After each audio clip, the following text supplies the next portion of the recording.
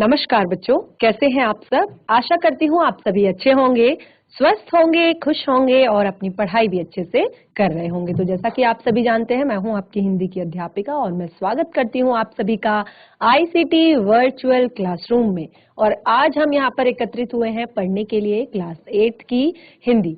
Class 8 की हिंदी में, जैसे कि आप सभी को पता है, हम अपने पिछले कुछ सेशन से हमारी जो बुक है भारत की खोज यानी कि डिस्कवरी ऑफ इंडिया, जो जवाहरलाल नेहरू जी द्वारा लिखी गई है, उसको हम पढ़ रहे हैं। पहला चैप्टर हमारा कंप्लीट हो गया है जिसका नाम था अहमदनगर का किला। और आज हम शुरू करेंगे अपना दूसरा चैप्टर जिसका नाम है तलाश। ये भी बिल्कुल उसी बुक का दूसरा पार्ट है। तो इसमें ऐसा नहीं है कि आपको ये चीजें पढ़नी है फिर इनके प्रश्नों के उत्तर देने हैं। ये जो चैप्टर है ये आपकी जानकारियों को बढ़ाते हैं। तो ये जो तलाश आपका दूसरा पार्ट है, दूसरा अध्याय है, इसमें आपको भारत की जो झांकियां हैं वो आपको दिखाई देंगी। भारत की जो सभ्यता की झांकियां हैं वो दिखाई देंगी और एक भारत की तलाश, भारत की खोज, ये सारी चीजों के बारे में आपको पता चलेगा। बहुत सारी महत्वपूर्ण बातें इस पाठ के अंतर्गत हैं। तो हम शुरू करेंगे आज का चैप्टर।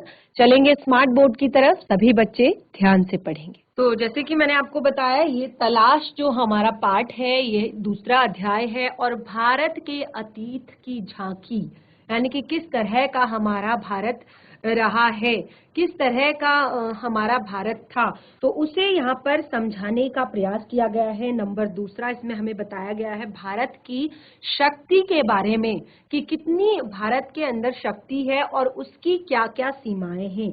नंबर 3, इसमें भारत की विविधता में एकता की जो एक संस्कृति, एक जो पहले से चली आ रही है। यहाँ पर विभिन्न जाति धर्मों के लोग रहते हैं और उनमें हमेशा एकता का भाव है। आपने देखा होगा कि हम हमारे जो त्योहार हैं बहुत सारे, दिवाली, होली, तो हम सब मिलकर मनाते हैं। उस समय हम जाति धर्म के जो भेद हैं ये सारी चीजें हम भूल जाते हैं। सभी धर्मों के लोग ये सारे फेस्टिवल्स को, सारी चीजों को, चाहे वो नेशनल फेस्टिवल्स हों चाहे वो रिलीजियस फेस्टिवल हों, सबको एक साथ मिलकर मनाते हैं। तो यही सारी बातें इस पाठ में बताई गई हैं। और नंबर 4, इसमें जन संस्कृति के बारे में बताया गया है इस पाठ में। तो इसका सबसे पहला पॉइंट जो है भारत के अतीत की झांकी, इसको हम शुरू करेंगे। बीते हुए सालों में मेरे मन में भारत ही भारत रहा है। ये सारी बातें यहाँ पर पंडित जवाहरलाल नेहरू जी द्वारा लिखी गई हैं। तो वो कहते हैं कि बीते हुए सालों में मेरे मन में भारत ही भारत रहा है। इस बीच मैं बराबर उसे समझने और उसके प्रति अपनी प्रतिक्रियाओं का विश्लेषण करने की कोशिश करता रहता हूँ। मैंने बचपन की ओर लौटकर याद करने की कोशिश की कि मैं तब कैसा महसूस करता था। तो नेहरू जी यहाँ पर कहते हैं कि बीते कुछ सालों से, क्योंकि उस समय हमारे देश का माहौल भी कुछ ऐसा था, हमारे देश में कुछ ऐसी परिस्थितियां थी कि ये जवाहरलाल नेहरू जी तो एक बहुत ही बड़े महापुरुष हैं, बहुत ही बड़े स्वतंत्रता सेनानी रहे हैं। तो हर एक व्यक्ति के मन में उस समय भारत ही भारत था, यानी कि हर एक व्यक्ति सोचता था कि कैसे हम अपने भारत को ब्रिटिश शासन से आजाद करवाएं, कैसे हम अपनी आजादी प्राप्त करें। तो किसी न किसी कारण सभी लोगों के मन में भारत बसता था। तो यही बात नेहरू जी भी कह रहे हैं कि बीते हुए कुछ सालों में मेरे मन में भारत ही भारत रहा है और इसके बीच में मैं बराबर उसको समझने का प्रयास करता हूं। यानी कि और इस बीच यानी कि तब से लेकर अब तक हमेशा मैं अपने देश को, अपने भारत को समझने का प्रयास करता हूं और उसके प्रति अपनी जो प्रतिक्रियाएं हैं कि मैं क्या प्रतिक्रियाएं करता हूं अपने देश के प्रति, उसका विश्लेषण करने की कोशिश करता हूं। यानी कि मैं अपने देश के लिए क्या कर सकता हूं, क्या कर रहा हूं, इन सारी चीजों का विश्लेषण करने की मैं कोशिश करता हूँ और कहते हैं कि मैं अपने बचपन की ओर लौट कर याद करने की कोशिश करता हूँ कि तब मैं कैसा महसूस करता था, अपने बचपन के बारे में सोचता हूँ कि तब हमारा देश कैसा था और मैं अपने देश के बारे में क्या महसूस करता था। मेरे मन में इस अवधारणा ने कैसे धुंधला रूप ले लिया और कैसे मेरे ताजा अनुभव ने उसे कैसे संवारा। आखिर यह भारत क्या है? अतीत में यह किस विशेषता का प्रतिनिधित्व करता था? उसने अपनी प्राचीन शक्ति को कैसे खो दिया? क्या उसने इस शक्ति को पूरी तरह से खो दिया? विशाल जनसंख्या का बसेरा होने के अलावा क्या आज उसके पास कुछ ऐसा कुछ बचा है जिसे जानदार कहा जा सके? आधुनिक विश्व से उसका तालमेल किस रूप में बैठता है? तो ये सारे प्रश्न जो हैं वो जवाहरलाल नेहरू जी के मन में आते थे और इन्हीं प्रश्नों के द्वारा नेहरू जी भारत के बारे में अपनी प्रतिक्रियाओं का विश्लेषण करते थे कि आखिर ये भारत क्या है, क्या अतीत की किस विशेषता का ये प्रतिनिधित्व करता है, किस विशिष्ट को कौन सी अतीत की कौन सी विशेषता को ये आगे लेकर जा रहा है, क्या इसने अपनी प्राचीन शक्ति को खो दिया है, क्या इसने शक्ति को पूरी तरह से खो दिया है और विशाल जनसंख्या का बसेरा होने के अलावा क्या आज उसके पास ऐसा कुछ बचा है जिसे जानदार कहा जाता है? तो आप सभी को पता होगा विश्व में जनसंख्या की दृष्टि से हमारा भारत दूसरे स्थान पर है। हमारा भारत यहाँ पर देखा जाए तो पहले स्थान पर हम कह सकते हैं। तो जनसंख्या हमारे देश की बहुत ज्यादा है। तो इस विशाल जनसंख्या का बसेरा होने के अलावा क्या इसके पास कुछ ऐसा बचा है जिसे जानदार कहा जा सके और आधुनिक विश्व से, आज के युग से उसका तालमेल किस रूप में बैठता है, यानी कि हमारे देश भारत का तालमेल किस रूप में बैठता है? भारत मेरे खून में रचा बसा था। नेहरू जी कहते हैं कि भारत मेरे खून में रचा बसा था, इसके बावजूद मैंने उसे एक बाहरी आलोचक की नजर से देखना शुरू किया। वैसे तो भारत जो है, नेहरू जी कहते हैं मेरे खून में रचा बसा है, लेकिन मैंने उसे समझने के लिए एक आलोचक की नजर से देखना शुरू किया। ऐसा आलोचक जो वर्तमान के साथ साथ अतीत के बहुत से अवशेषों को, जिन्हें उसने देखा था, नापसंद करता था। एक हद तक मैं उस तक पश्चिम के रास्ते से होकर पहुंचा था। मैंने उसी भाव से देखा जिसे जैसे संभवतः किसी पश्चिमी मित्र ने देखा हो। तो यहाँ पर हमें बताते हैं कि मैंने भारत को मैं भले ही भारत जो है मेरे खून में बसा हुआ है, लेकिन इसके बावजूद मैंने भारत को एक बाहरी आलोचक, यानी कि दूसरे जो हमारे पश्चिमी देश हैं उनकी नजर से देखना शुरू किया। और ऐसा आलोचक यानी कि ऐसा कोई पश्चिमी देश जो ऐसे आलोचक जो वर्तमान के साथ साथ अतीत के बहुत से अवशेषों को जिसने देखा है, यानी कि पुराने समय में के जो अवशेष हैं उनको देखा है और जिन्हें नापसंद वो करता था, यानी कि वो जो पश्चिमी जो बाहरी जो आलोचक है वो नापसंद करता था हमारे देश के अतीत के जो कुछ अवशेष थे उन्हें। तो एक हद तक मैं उस पश्चिम के रास्ते होकर पहुंचा था, यानी कि मैं भारत को देखने के लिए, भारत को एक आलोचक की नजर से देखने के लिए मैं पश्चिम के रास्ते होकर गुजरा था। यानी कि मैंने भी पहले पश्चिमी सभ्यता को थोड़ा सा सीखा था, जाना था, और उसके बाद मैंने उसी भाव से देखना शुरू किया अपने भारत को, जैसे किसी पश्चिमी मित्र ने देखा हो। मेरे भीतर शंकाएं सिर उठा रही थी। क्या मैंने भारत को जान लिया था?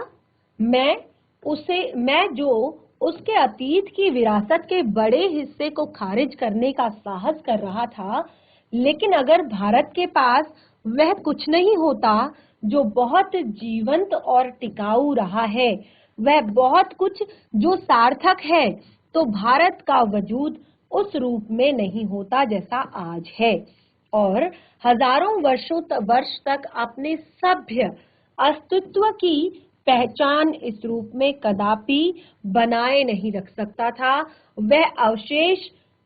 वह विशेष तत्व आखिर क्या था? तो यहाँ पर लेखक कहते हैं कि जब मैंने एक पश्चिमी मित्र की नजर से भारत को देखना शुरू किया, एक बाहरी देश की नजर से भारत को देखना शुरू किया, तो मेरे अंदर बहुत सारी शंकाएं, बहुत सारी शक, बहुत सारी ऐसी चीजें सिर उठा रही थी। तो मुझे लगा कि क्या मैं भारत को जान चुका हूं? मैं जो उसके अतीत की विरासत के बड़े हिस्से को खारिज करने का साहस रख रहा हूं कि जो अतीत में भारत में ऐसा कुछ नहीं था, ऐसा कुछ अच्छा नहीं था, तो कहकर मैं उसके इतिहास को, मैं उसके अतीत की विरासत को खारिज कर रहा था।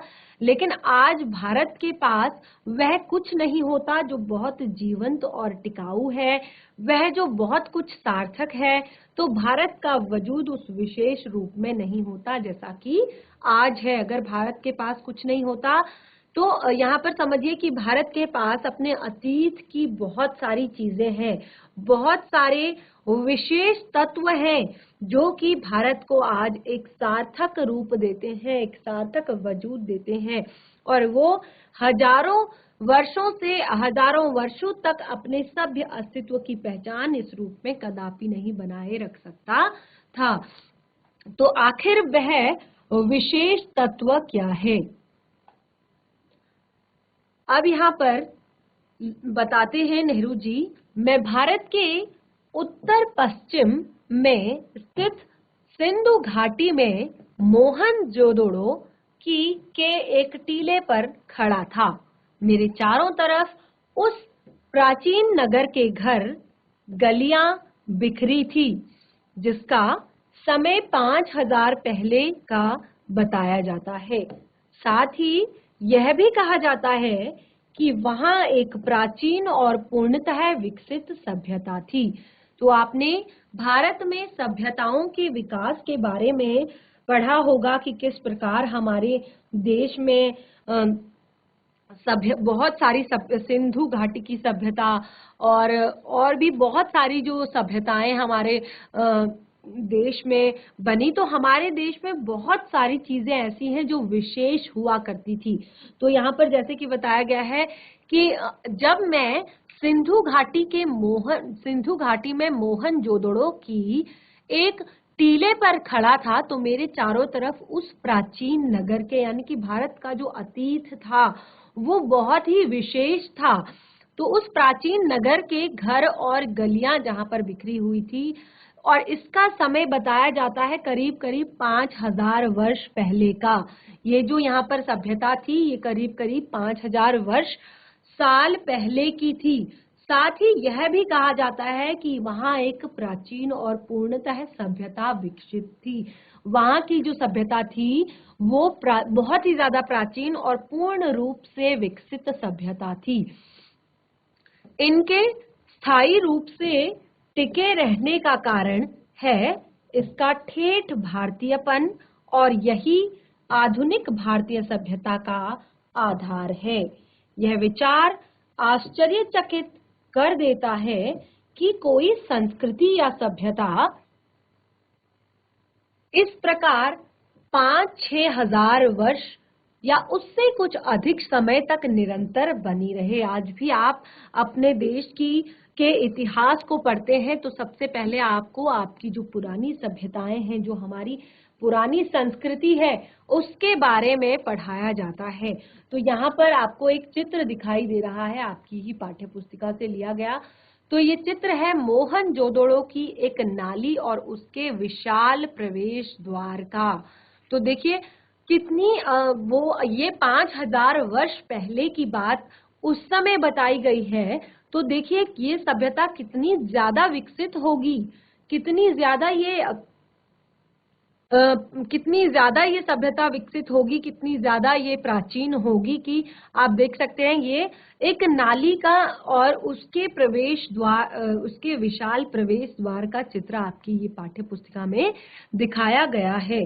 तो यहाँ पर बताया है कि भारतीय सभ्यता का आधार, जो ये इसका आधार क्या है, इसका ठेठ भारतीयपन, यानी कि अगर ठेठ भारतीयपन ही इस सभ्यता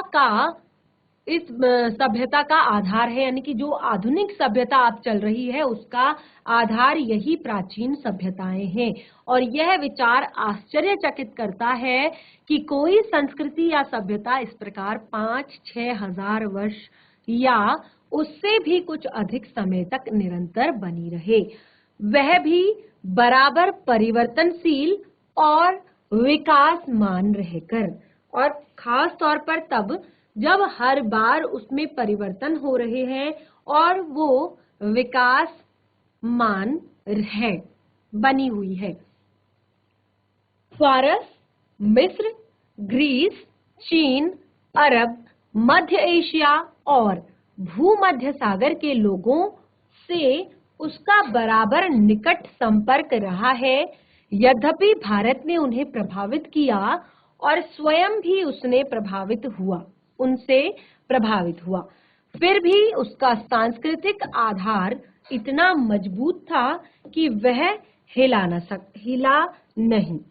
इस मजबूती का रहस्य क्या है? अब इस मजबूती यानी कि देखिए, फ्रांस, मिस्र, ग्रीस, चीन, अरब, मध्य एशिया और भूमध्य सागर के जो लोग हैं उससे उनका बराबर का निकट का संपर्क रहा, यानी कि जो ये मोहनजोदड़ो सभ्यता है और ये जो सिंधु घाटी की सभ्यता है, इन सारे लोगों का इन अलग अलग देश के लोगों के साथ अक्सर बराबर का और निकट का संपर्क रहा। लेकिन भारत ने उन्हें कई बार प्रभावित किया और भारत भी उनसे कई बार प्रभावित हुआ, लेकिन भारत की जो सांस्कृतिक आधार था वो इतना मजबूत था कि वो भारत को हिला न सका। इस मजबूती का रहस्य आखिर क्या है?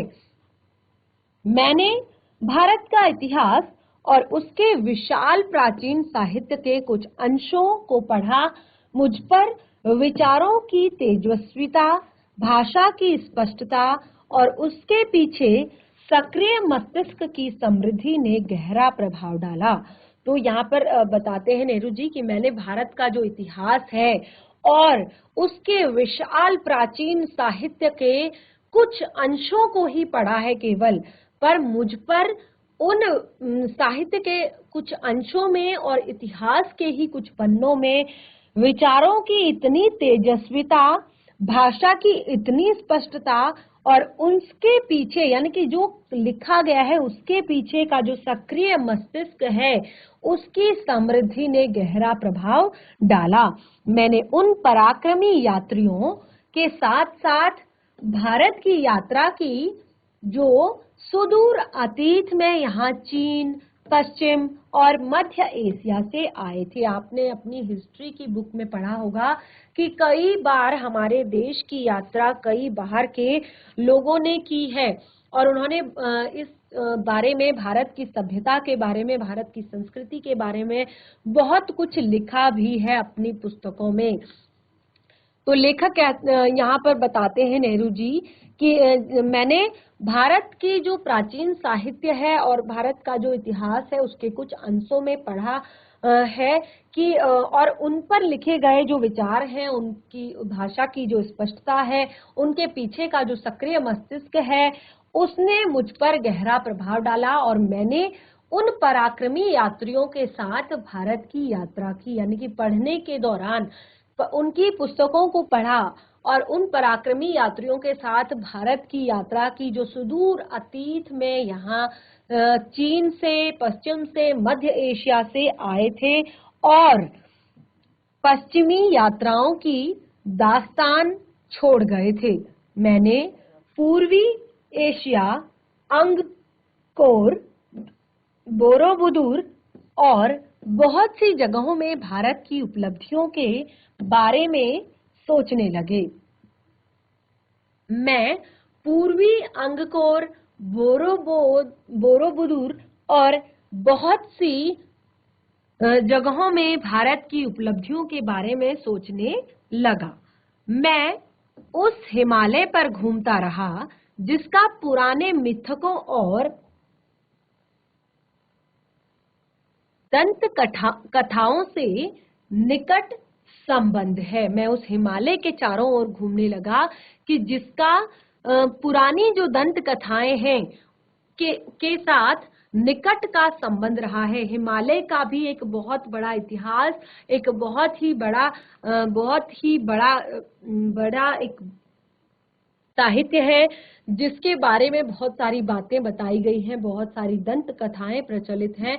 तो यहाँ पर लेखक बताते हैं कि मैं उन दंत कथाओं के साथ निकट का संबंध मैं रखता था और जिसने हमारे विचारों और साहित्य को बहुत दूर तक प्रभावित किया है। पहाड़ों के प्रति मेरे प्रेम ने और कश्मीर के साथ मेरे खून के रिश्ते ने मुझे और विशेष से आकर्षित किया।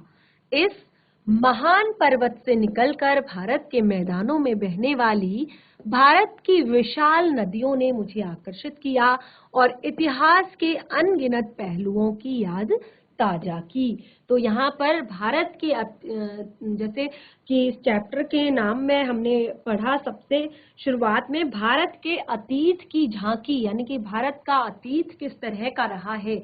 तो लेखक यानी कि जवाहरलाल नेहरू जी कहते हैं कि मैंने भारत की प्राचीन सभ्यताओं, भारत की प्राचीन इतिहास और भारत के बारे में बहुत सारी बातें, जैसे कि हिमालय के बारे में, पहाड़ों के बारे में और कश्मीर के बारे में बहुत सारी चीजें पढ़ी, बहुत सारी चीजें सुनी और भारत की यात्रा मैंने की, विचारों से की और पश्चिमी देश के लोगों के आधार पर की, पश्चिमी यात्रियों के आधार पर की। तो यहाँ पर उन्होंने कहा कि मैंने भारत के महान पर्वत से निकलकर भारत के मैदानों में बहने वाली भारत की विशाल नदियों ने भी मुझे आकर्षित किया और इतिहास के अनगिनत पहलुओं की याद ताजा की। तो खास तौर पर जो भारत की नदियां हैं वो भारत का एक बहुत बड़ा इतिहास हमें बताती है। भारत का बहुत बड़ा इतिहास जो है वो भारत की नदियों के किनारे ही बसा हुआ है। जैसे इंडस या सिंधु, जिसके आधार पर हमारे इस देश का नाम पड़ा इंडिया और हिंदुस्तान, और जिसे पार करके हजारों वर्षों से यहाँ जातियां और कबीले, काफिले, फौजें आती रही हैं। ब्रह्मपुत्र इतिहास की मुख्य धारा से लगभग कटी हुई है, पर पुरानी कहानियों में आज भी जीवित उत्तर पूर्वी पहाड़ियों के हृदय में पड़ी गहरी दरारों के बीच से बस मार्ग बनाती हुई भारत में प्रवेश करती है और फिर पहाड़ों और जंगलों से भरे मैदानों के बीच शांत रमणीय धारा के रूप में बहने लगती है। ब्रह्मपुत्र जो है इतिहास की मुख्य धारा से थोड़ा सा कटी हुई है, यानी कि थोड़ा सा अलग है, लेकिन पुरानी कहानियों में आज भी जीवंत है, यानी कि आज भी जीवित है। उत्तर पूर्व की पहाड़ियों के हृदय में पड़ी गहरी दरारों के बीच से बरबस मार्ग बनाती हुई भारत में प्रवेश करती है और फिर पहाड़ों और जंगलों से भरे मैदानों के बीच शांत रमणीय धारा के रूप में बहने लगती है। यमुना, जिसके चारों ओर नृत्य, उत्सव और नाटक से संबंध न जाने कितनी पौराणिक कथाएं एकत्रित हैं। सबसे बढ़कर भारत की नदी गंगा, जिसने इतिहास के आरंभ से ही भारत के हृदय पर राज किया है और लाखों की तादाद में लोगों को अपने तटों की ओर खींचा है। प्राचीन काल से आधुनिक युग तक गंगा की गाथा भारत की सभ्यता और संस्कृति की कहानी है। तो भारत की संस्कृति और सभ्यताओं की बात अगर करें और उनमें नदियों की बात करें तो सबसे पहले भारत में गंगा नदी का नाम आता है, यानी कि गंगा नदी, यमुना नदी। तो यमुना नदी के चारों ओर देखिए, यहाँ पर सभी नदियों के बारे में अलग अलग तरह से बताया है, जो भारत की कुछ बड़ी नदियां हैं। तो यमुना नदी के बारे में बताया कि जिसके चारों ओर नृत्य, उत्सव, नाटक से संबंध न जाने कितनी पौराणिक कथाएं एकत्रित हैं, जैसे भगवान श्री कृष्ण के बारे में कि वो यमुना नदी के तट पर गोपियों के साथ रास लीलाएं रचाते थे और बहुत सारे अपने मित्रों के साथ क्रीड़ा वो वहां पर करते थे, उत्सव वहां पर मनाया जाता था। बहुत सारी चीजें आपने इस बारे में पढ़ी होंगी। और उसके बाद सबसे बढ़कर यहाँ पर आती है भारत की गंगा नदी, जिसने इतिहास के आरंभ से आज तक भारत के हृदय पर राज किया है और आज भी लाखों की तादाद में लोगों को अपने तटों की ओर खींच रही है। पुराने समय से लेकर आज भी गंगा नदी के प्रति जो आस्था है लोगों की, कभी भी थोड़ा सा भी कम नहीं हुई है। तो आधुनिक युग, प्राचीन काल से आधुनिक युग तक गंगा की गाथा भारत की सभ्यता और संस्कृति की कहानी बनी हुई है। अब यहाँ पर बात करते हैं कि मैंने पुराने स्मारकों और भग्नावशेषों को और पुरानी मूर्तियों और भित्ति चित्रों को देखा है। अजंता की गुफाएं, एलोरा की गुफाएं, एलिफेंटा की गुफाएं और अन्य स्थानों को मैंने देखा है। वहां पर क्या होता है कि पुराने जो स्मारक हैं और वहां पर क्या होता है, भग्नावशेषों और पुरानी मूर्तियों, वहां पर बहुत तरह की पुरानी जो मूर्तियां मिलती हैं, बहुत कलाकारी वहां पर मूर्तियों पर मिलती है, पत्थरों पर मिलती है। तो ये प्रूफ है कि हमारे देश की जो पुरानी सभ्यता थी, हमारे देश की जो प्राचीन सभ्यता थी, वो कितनी ज्यादा विकसित थी, प्राचीन संस्कृति जो थी वो कितनी ज्यादा विकसित थी। तो यहाँ पर नेहरू जी कहते हैं कि मैंने पुराने स्मारकों और भग्नावशेषों को और पुरानी मूर्तियों को और भित्ति चित्र यानी कि दीवारों पर बने हुए चित्र, उनको मैंने देखा है अजंता, एलोरा, एलिफेंटा की गुफाओं और अन्य स्थानों में। मैंने आगरा और दिल्ली में कुछ समय बाद बनी खूबसूरत इमारतों को भी देखा है।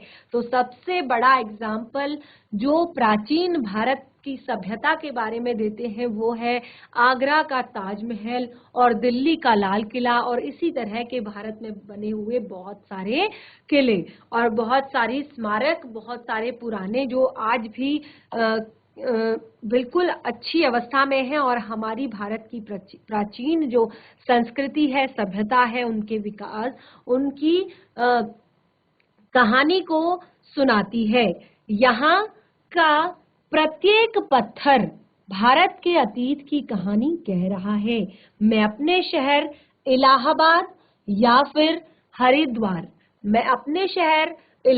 में या फिर हरिद्वार में महान स्नान पर्व कुंभ के मेले में जाता हूँ और देखता हूँ कि वहाँ अब भी सैकड़ों और हजारों की तादाद में लोग आते हैं, वैसे ही जैसे हजारों वर्षों से उनके पुरखे गंगा स्नान करने के लिए भारत के सभी कोनों से आया करते थे।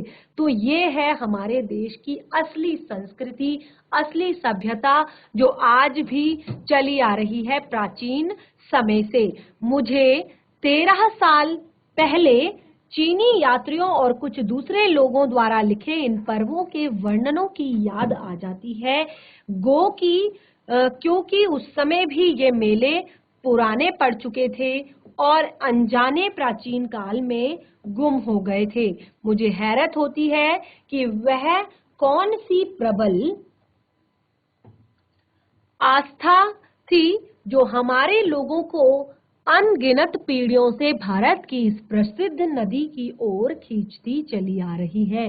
तो इस पाठ में हमें बहुत ही ज्यादा महत्वपूर्ण चीजें यानी कि अपने भारत की संस्कृति, अपने देश की संस्कृति के बारे में बहुत सारी चीजें जानने को। तो बच्चों, हमने भारत के अतीत की जो ये तलाश का जो पाठ है, इसमें हमने भारत की अतीत की बहुत सारी झांकियां यानी कि भारत का जो हमारा अतीत है उसकी संस्कृति और सभ्यता के बारे में जाना कि किस तरह आज भी हमारे देश में कुछ जो संस्कृति है, कुछ सभ्यताएं हैं, वो प्राचीन काल से चली आ रही है। तो इस चैप्टर को हम कंटिन्यू करेंगे अपने नेक्स्ट सेशन में। आज का सेशन हमारा यहीं पे समाप्त होता है। तब तक के लिए धन्यवाद। आपका दिन शुभ हो।